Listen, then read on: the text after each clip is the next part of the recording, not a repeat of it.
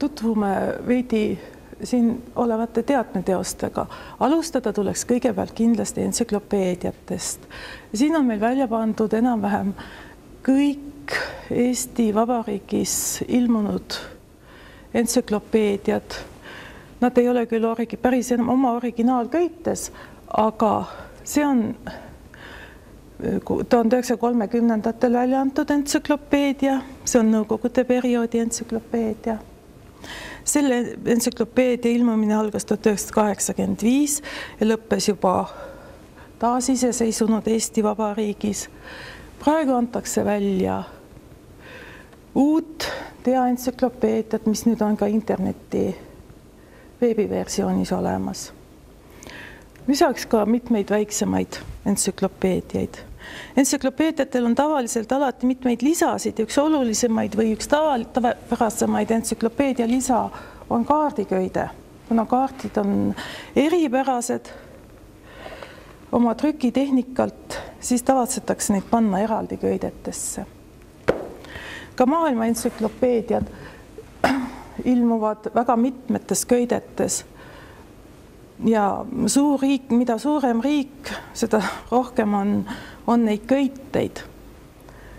Britannica entsüklopeedia näiteks tavapäraselt üle 30 köite ja sellistel suurtel entsüklopeediatel vanasti, kui entsüklopeedia ilmus vaid paberkandjal, ilmusid alati ka aastaraamatud, mis täiendasid entsüklopeediat järgneva aasta info osas. Aastaraamatutesse kindlasti kajastati niisugune üldine kronoloogia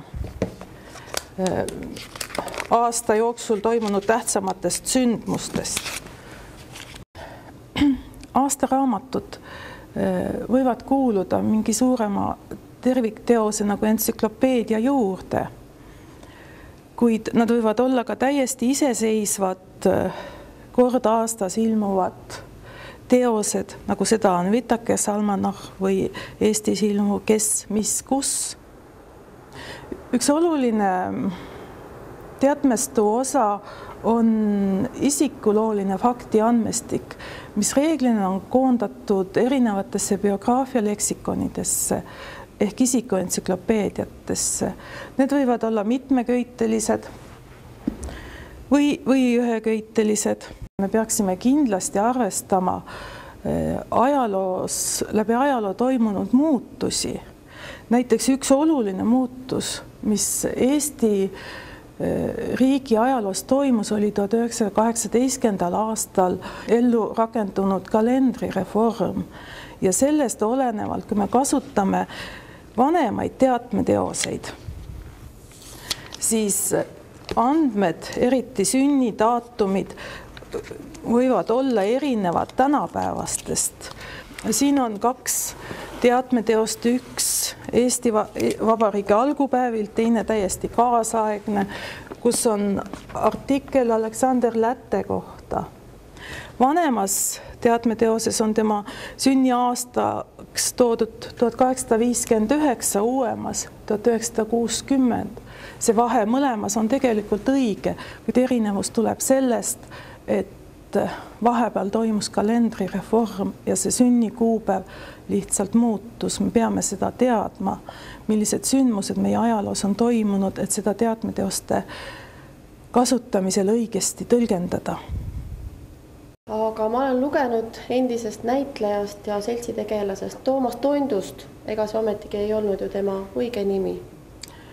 Jah, väga paljud näitlejad oma lavategevuses ei kasutanud oma kodaniku nime. Ja seepärast Eesti teatribiograafiline leksikon on toonud välja isikud ka nende lavanimede järgi.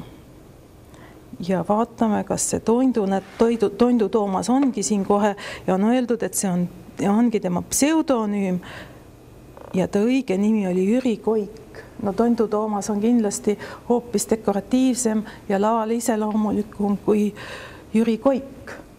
Ma arvan, et ta tegi õigesti. Aga kas siis selle Jüri Koigi nimi alt on teda ka võimalik üles leida?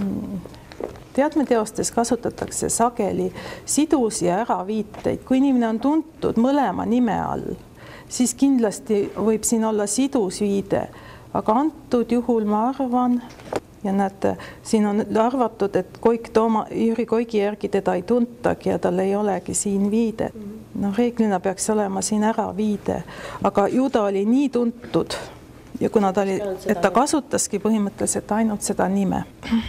Sageli küsitakse, mis erinevus on entsüklopeediate, leksikonide ja sõnaraamatute vahel. Ja tõsi see on, mõnikord erinevused ei olegi väga suured ja sageli oleneb see ka koostaja soovist, kuidas ta oma koostatud raamatut soovib nimetada.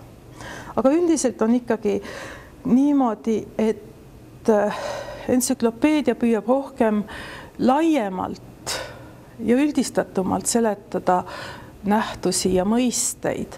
Leksikonid reeglina seletavad termineid ja sõnu. Erialaleksikonid siis veidi laiemalt, üldised leksikonid üldisemalt. Loomulikult kuulub iga teadmeteose juurde oma registrite süsteem, mis hõlbustab antud teose kasutamist ja vajalike faktide leidmist. Üldse peab ütlema, et teadmeteosed on kõik väga eripärased. Nende koostamine on väga töömahukas ja sellest olenevalt võib igal teadmeteosel olla oma eripära. Väga sarnaseid teadmeteoseid on harva leida või siis nad ongi koondatud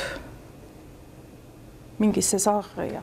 Kas siis kadunud aarete ja kadunud linnade atlases võib eeldada, et on registrid olemas, mille järgi ma saan otsida? Jaa, kindlasti. Siin on olemas need aarded ja taga on olemas registriköide, mis aitab meil leida vajalikku märksõna. Registrid võivad olla mitmesugused, võivad olla eraldi nimeloendid, eraldi aineloendid, eraldi kohaloendid, aga nad võivad esineda ka kõik koos. See oleneb jälle sellest, kuidas teos on koostatud.